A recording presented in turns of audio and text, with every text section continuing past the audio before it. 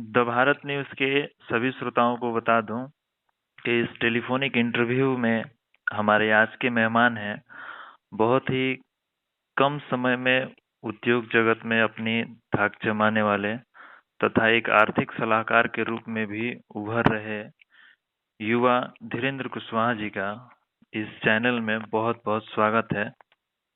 धीरेन्द्र जी, आपका the Bharat news में हार्दिक स्वागत है। जी बहुत बहुत धन्यवाद। जैसा कि बताइए। जैसा कि धीरज जी, अभी जो स्थिति है, कोरोना जैसी वैश्विक महामारी की मार पूरी दुनिया झेल रही है। विश्व भर से लगातार खबरें आ रही है कि इस महामारी के बाद एक संकट और आने वाला है। वह आर्थिक संकट के बारे में देखा जा रहा है। उसे कहीं ना कहीं भारत के उद्योग जगत में भी बड़े संकट के संकेत देखने को मिल सकते हैं। ऐसे में जो छोटे बड़े लघु कुटीर उद्योग जो भी हैं, उनका दायरा काफी सिमटने के आसार दिख रहे हैं। ऐसे में आप क्या कहना चाहेंगे इन सभी चीजों पर? देखिए, इसमें सबसे पहले आपके जो भी चैनल के श्रोतागण हैं उनको भी मेरा नमस्कार। जी।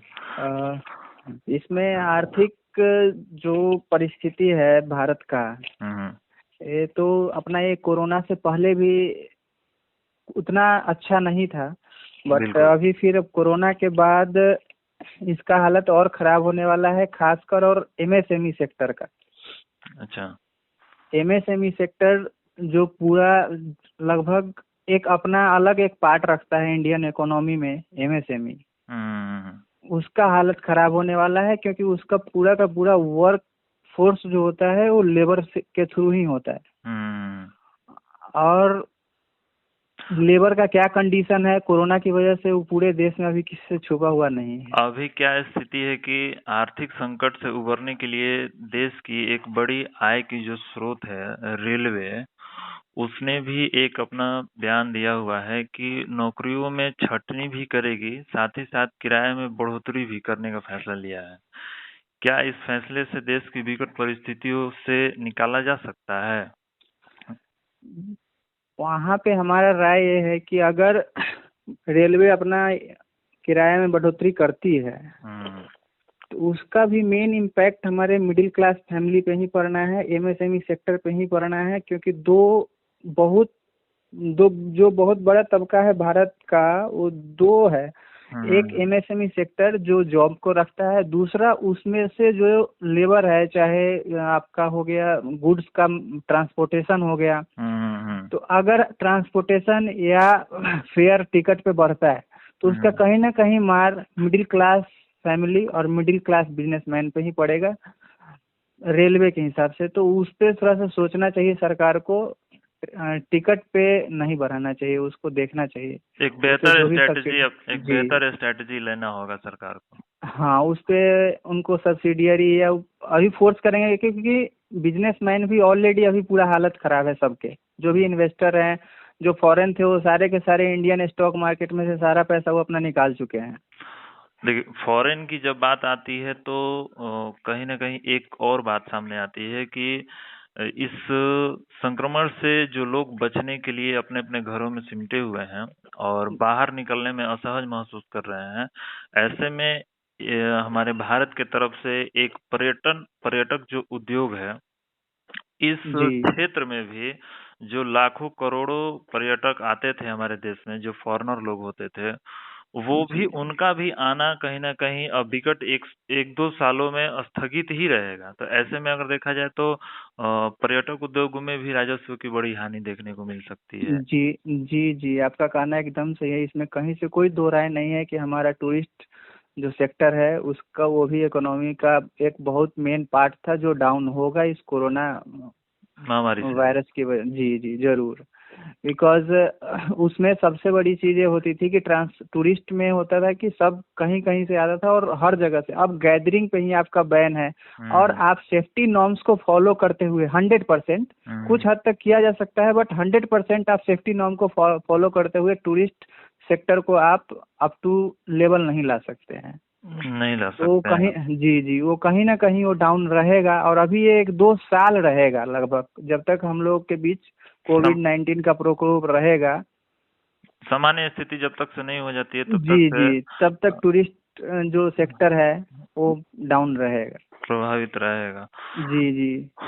ऐसे में एक और खबर सामने आ रही है जो कि लगातार प्रिंट के साथ साथ इलेक्ट्रॉनिक मीडिया पे भी काफी वायरल और चल भी रहा है, जिसमें देखा जा रहा है कि ये जो लॉकडाउन पूरे वर्ल्ड में हुआ है, ट्रांसपोर्टेशन एकदम स्टॉप मतलब रुक गया है एक तरह से। और वैश्विक स्तर पर जो कच्चे तेल के निर्यात करने वाले देश हैं, उनका कहना है कि कच्चे तेल के दामों में भी काफी गिरावट आई है और इसका असर जो है भारत में भी दिखेगा, लेकिन मूल्यों में कोई कमी नहीं होगी। हालांकि सरकार को इस पर भी सोचना चाहिए। इसमें आपकी क्या है? अभी आपने थोड़ी देर पहले एक क्वेश्चन बहुत अच्छा रेज किया था रेलवे का। हम्म।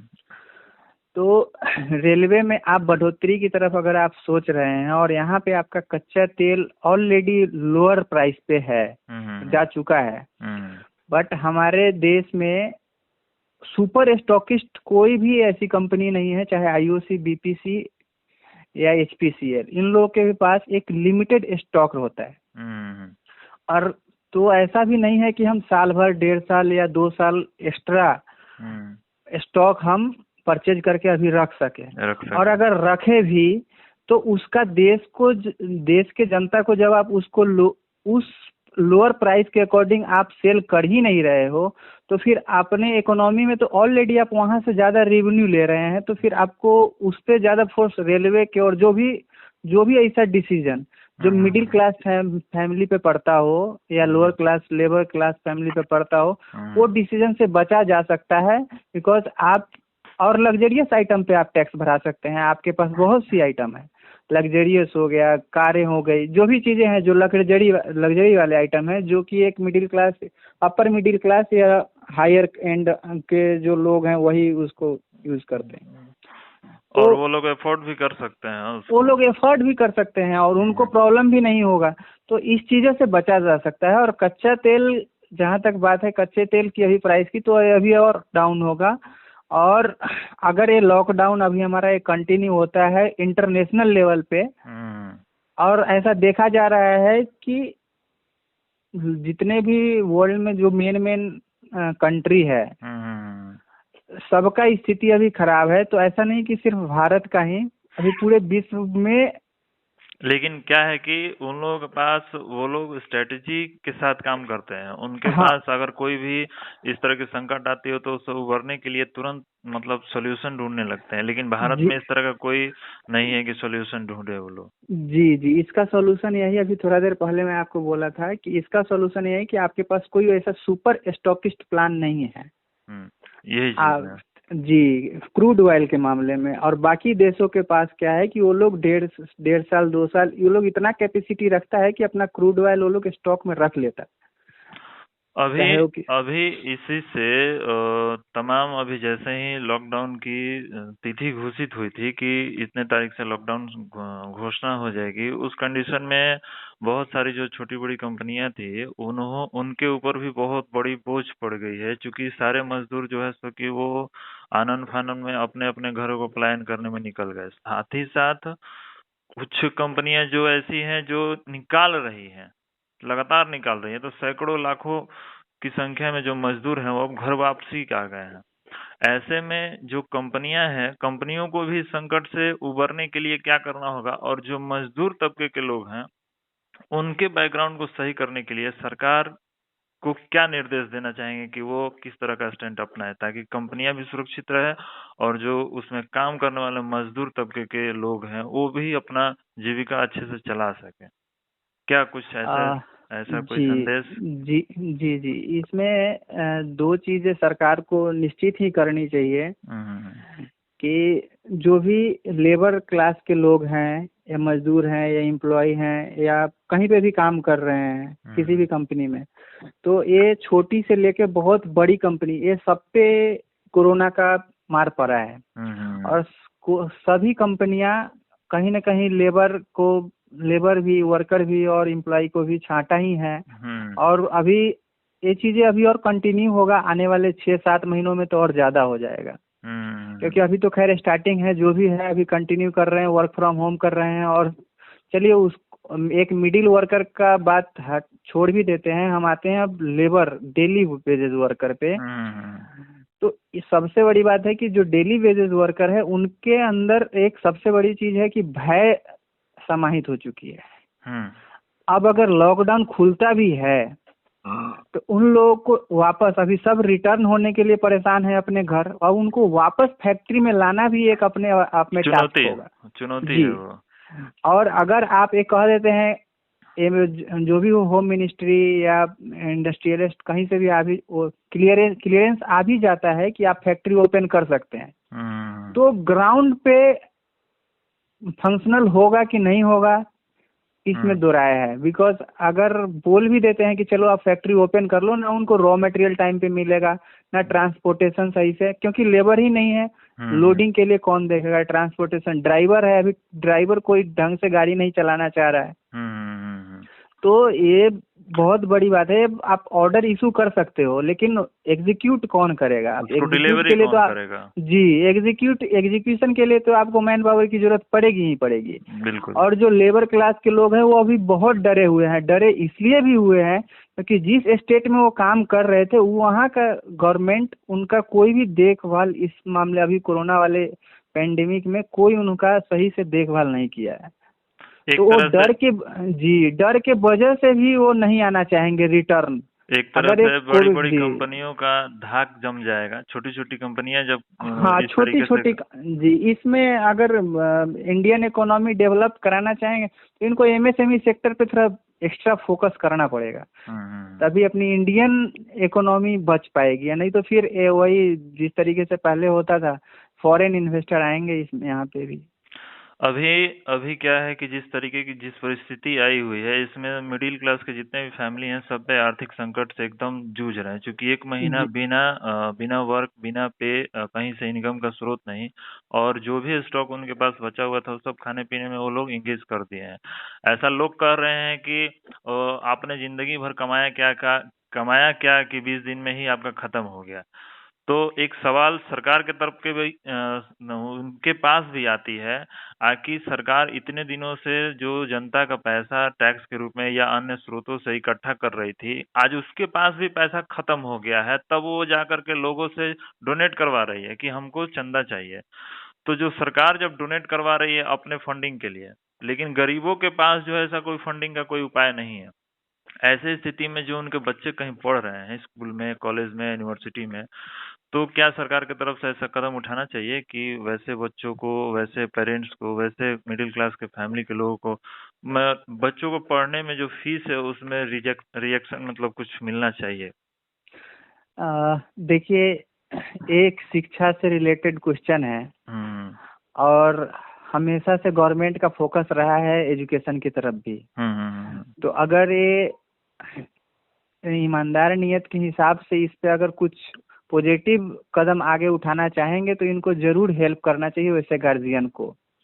लेकिन अब यहाँ पे ये कह रहे हैं कि इतना दिन में पैसा कैसे खत्म हो गया या कहाँ से? जब आप गवर्नमेंट में हैं, आप शासन में हैं, प्रशासन में हैं, जब आपकी रेवेन्यू खत्म हो सकती है तो क्या एक गार्जियन की रेवेन्यू नहीं खत्म हो सकती है? तो इस तरीके से गलत कमेंट किसी भी पे नहीं करना चाहिए, ना उंगली उठाना चाहिए। तो उनका क्या है कि आज दिल्ली, मुंबई, कोलकाता या जो भी बड़ा शहर है अपना चेन्नई, अगर उसको ग्राउंड रियलिटी पे कंपैरिजन किया जाए एक गांव के आदमी से और एक शहर के आदमी से, तो मैं कह सकता हूं कि जो गांव के लोग हैं वो ज्यादा बेटर बैकअप बना के चलते हैं शहर के लोगों के कंपैरिजन। बिल्कुल, क्योंकि उनकी लिविंग स्टैंडर्ड इतना डाउन होता है और इतना सिंपल होता है, इतना एवरेज होता है कि वो आराम से 6 महीने 7 महीने चल सकते हैं। बट शहर में क्या है कि उनकी सैलरी अगर 1 महीने की नहीं मिलेगी या 2 महीने की नहीं मिलेगी तो पूरा का पूरा इम्पैक्ट पड़ेगा उनके बच्चों के एजुकेशन पे, उनके पूरे जो आर्थिक खर्चे हैं उनके मंथली, उस सब पे पड़ेंगे। उनके ईएमआई होते हैं क्योंकि उन लोग का एक स्टैंडर्ड भी अलग होता है।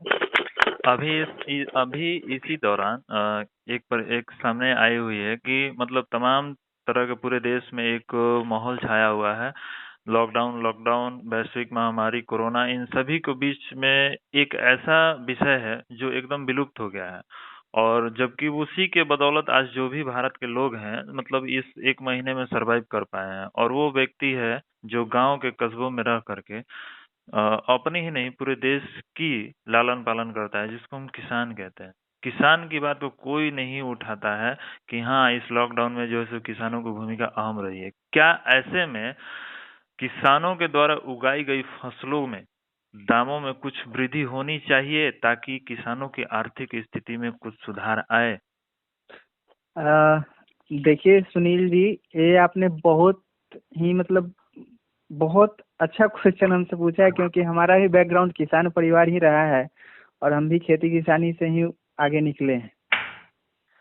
तो अभी तक देश के आज़ाद होने से लेके अब तक जितनी भी सरकारें बनी, वो सारी की सारी सरकारें वोटिंग के समय तो किसान के लिए बहुत सारे घोषणाएं करती हैं, बहुत सी चीजें सुनने को मिलता है, वो नंबर ऑफ में है। बट जैसे ही गवर्नमेंट में आती है, उसके बाद वो सब घोषणाएं सिर्फ पेपर पे ही रह जाती है। प्रैक्टिकली किसी भी किसान तक मिलता भी है वो फायदा या नहीं मिलता है, इसका कोई रिपोर्ट नहीं है। जो हम लोग को आए दिन महाराष्ट्र, बिहार, यूपी, पंजाब, हर जगह से कहीं ना कहीं से सुनने को मिलता रहता है, सोसाइटी वगैरह के हर चीज के लिए। इसमें एक नीति सरकार को हमेशा से बनानी चाहिए थी, डायरेक्ट सेलिंग की। अभी किसानों को क्या है कि उनको किसानी करने के लिए तमाम तरह के बैंकों द्वारा लोन भी मुहैया कराया जाता है। जी, मैं अभी वहीं पे आ रहा था कि डायरेक्ट सेलिंग की प्रथा इनको इम्प्लीमेंट करना चाहिए। जैसे बीच में जो मझोलिए होते हैं, सारा प्रॉफिट वहां चला जाता है। और बीच में जब डायरेक्ट सेलिंग किसान से जब गवर्नमेंट या एक डिस्ट्रिक्ट लेवल पे, प्रखंड लेवल पे एक बनाना चाहिए, और उसमें बैंक को इन्वॉल्व कर देना चाहिए, क्योंकि उनको ही फाइनेंस करने में आसानी हो जाए, आसानी रहे। हाँ, क्योंकि वो भी जज कर पाए कि हमने इनको अगर 10,000 लोन दिया है तो इन्होंने प्रोडक्शन का कितना वैल्यू का फिर माल दिया है। जिस तरीके से हम लोग कंपनियां या जो भी है इसमें इंडस्ट्रियलिस्ट में होता है कि अगर आपको कोई मशीनरी चाहिए तो उसमें भी बैंक इन्वॉल्व होता है, वो क्वेरी करेगा, वेरिफिकेशन करेगा, देन फिनांस करेगा। तो डायरेक्ट सेलिंग गवर्नमेंट को करना चाहिए, बीच से मझौलिए को हटाना चाहिए। हमारे भारत के किसानों की स्थिति अपने आप सुधर जाएगी। क्योंकि ऐसा नहीं है कि वो 10 रुपए का चावल, सपोज कीजिए कि अगर वो 10 रुपए आलू बेच रहे हैं तो दिल्ली में, लखनऊ में, पटना में 10 रुपए में ही बिक रही है। नहीं, वहां तक पहुंचते पहुंचते वो 25 रुपए 30 रुपए होती है। तो उसका भी मार हमारे मिडिल क्लास फैमिली पे ही पड़ते हैं, जो शहर के मिडिल क्लास फैमिली है। और वहां पे किसान को भी उसका प्राइस सही से नहीं मिला और इसको भी ज्यादा पड़ा। तो इसमें बीच वाले, तो उसको डायरेक्ट सेलिंग सिस्टम में लाना चाहिए मेरे हिसाब से। अभी किसानों को जो भी हम लोग बात कर रहे थे कि जो लोन दिया जाता है 2 लाख 4 लाख 1 लाख 50,000 जो भी, तो किसानों की जो फसल है वो एक मतलब अस्थिर वस्तु है, जो कि आज अभी जो उगाई है और अभी उसके 2 रुपए भी कीमत हो सकते हैं, 5 रुपए भी कीमत हो सकते हैं, 50 रुपए नहीं हो सकते हैं। ऐसी स्थिति में मुनाफा कम, घाटे के सौदे बहुत ज्यादा ही रहते हैं। तो किसान काफी चिंतित भी रहता है कि जो लोन हमने लिया हुआ है सरकार को, उसको कैसे हम मतलब लौटाने के कारण में वो मतलब बहुत सारे अपने घर में मानसिक तनाव से भी ग्रसित हो जाता है। लेकिन सरकार जो है बड़े बड़े कॉर्पोरेट सेक्टर को करोड़ों रुपए लोन देती है और उनको माफ कर देती है। और जब बात आती है चुनाव की, तो उसमें किसानों का जिक्र होता है, कॉर्पोरेट का जिक्र नहीं होता है। और किसानों को लुभाने के बाद फिर से वो वहीं पे आ जाती है। तो ऐसे में जो है सो कि हम आपके माध्यम से ये जानना चाहते हैं कि क्या एक ऐसा सुझाव देना चाहते हैं गवर्नमेंट को जो मतलब किसानों के हित में सोचे ग्राउंड लेवल पे? ग्राउंड लेवल पे इसमें गवर्नमेंट को इस दिशा में काम करना चाहिए कि जिस तरीके से एक फैक्ट्री के लोग, एक प्रोडक्ट अगर कोई होता है तो उसका रेट, उसका प्राइस जो उसका मैन्युफैक्चरर होता है वो डिसाइड करता है, एक मिनिमम प्राइस, और मैक्सिमम प्राइस फिक्स किया जाता है जो रिटेल में जो कंज्यूमर तक पहुंचता है। यही पॉलिसी हमारे भारत के किसानों के लिए भी करनी चाहिए। एक उनकी मिनिमम प्राइस फिक्स करनी चाहिए किसी प्रोडक्ट को लेके। उसके बाद उसके बाद जो इंसिडेंट होता है बीच में, या बारिश की वजह से, बाढ़ की वजह से, सुखाड़ की वजह से, किसी भी वजह से अगर कॉर्प उनका फसल नुकसान हो जाता है, तो उस कंडीशन में कॉर्प इंश्योरेंस कंपलसरी इनको फ्री ऑफ कॉस्ट देना चाहिए। अब तीसरी चीजें आपकी आई है लोन की। लोन के कंडीशन में भी एक कॉस्ट देना चाहिए इन लोगों को, या उसी में एक चीज है कॉर्प इन केस ऑफ नहीं अगर सही से प्रोडक्शन हुआ तो वो इंश्योरेंस उस पैसा को कवर करे, इससे कि हमारे किसान भाई जो भी हैं उनके मानसिक तनाव से वो बच जाएंगे अगर वो इंश्योरेंस उस पैसे को कवर कर देती है तो। जिस तरीके से हमारा ट्रांजिट इंश्योरेंस होता है, या फैक्ट्री का या कंस्ट्रक्शन इंश्योरेंस होता है कि ड्यूरिंग कंस्ट्रक्शन या ड्यूरिंग ट्रांजिट अगर वो लॉस होता है तो इंश्योरेंस कंपनियां कवर करती है। अब यहाँ पे आते हैं कि हमारे किसान लोग इतना जागरूक नहीं होते, तो इसको कंपलसरी गवर्नमेंट की तरफ से पंचायत लेवल पे करना चाहिए। कॉर्प इंश्योरेंस को कंपलसरी करना चाहिए इस, और डायरेक्ट सेलिंग की तरफ फोकस करना चाहिए। उससे बैंक जुड़ जाएगा और इधर से उसको इंश्योरेंस से पैसे मिल जाएंगे, मानसिक तनाव खत्म हो जाएंगे। अब जहाँ तक माफ करने की बात आती है तो इनको एक सही मूल्यांकन करना चाहिए। जो भी किसान लोन लिए हैं उनका सही से अगर फसल नहीं हुआ है तो इनका एक इंस्पेक्टर होना चाहिए पंचायत लेवल पे या प्रखंड लेवल पे, जिस तरीके से भी इनका एक नेटवर्क हो, और जो सही मूल्यांकन करके कहीं ना कहीं उनको भी वो वेब ऑफ मिलना चाहिए जिस तरीके से कॉरपोरेट में करते हैं। बिल्कुल, क्योंकि जब आज़ादी भारत जब आज़ाद हुआ था तब हमारा देश सिर्फ कृषि प्रधान देश कहा जाता था। आज के डेट में किसान का क्या हाल है वो हम किसी लोग से छुपा हुआ नहीं है, लेकिन हर सरकार वोटिंग के समय तो बहुत बड़े बड़े वायदे करती है। किसानों के दम पे ही पूरा लॉकडाउन जो है सो कि कामयाब रहा। आज के डेट में भी किसान वर्किंग इन मोड में है। चाहे आपका पूरा आबादी, जिसको आप मुंबई ऐसा फिनेंशियल आपका कैपिटल है अपने देश का, वो आज के डेट में पूरा लॉक सबसे ज्यादा ग्रसित है। दिल्ली पॉलिटिकल कैपिटल, भारत का कैपिटल, पूरा का पूरा खराब स्थिति में है। लेकिन आज हम अगर लॉकडाउन को सबसे ज्यादा अगर सक्सेस मानते हैं तो हमारे किसानों की वजह से ही है। बिल्कुल, आज के डेट में भी। बहुत बहुत धन्यवाद धीरेन्द्र जी, आपने द भारत न्यूज को समय दिया, और मैं चाहूंगा कि समय समय पे हमारी जब भी इस तरह की टेलीफोनिक वार्तालाप जिस मुद्दों पर होती रहती है, तो मैं अन्य मुद्दे हमारे जो समय समय पर उजागर करते रहेंगे, उसमें पुनः आपको संपर्क करने का प्रयास किया जाएगा। वर्तमान अपडेट के लिए बहुत बहुत धन्यवाद जी। बहुत बहुत धन्यवाद। बने रहिए द भारत न्यूज।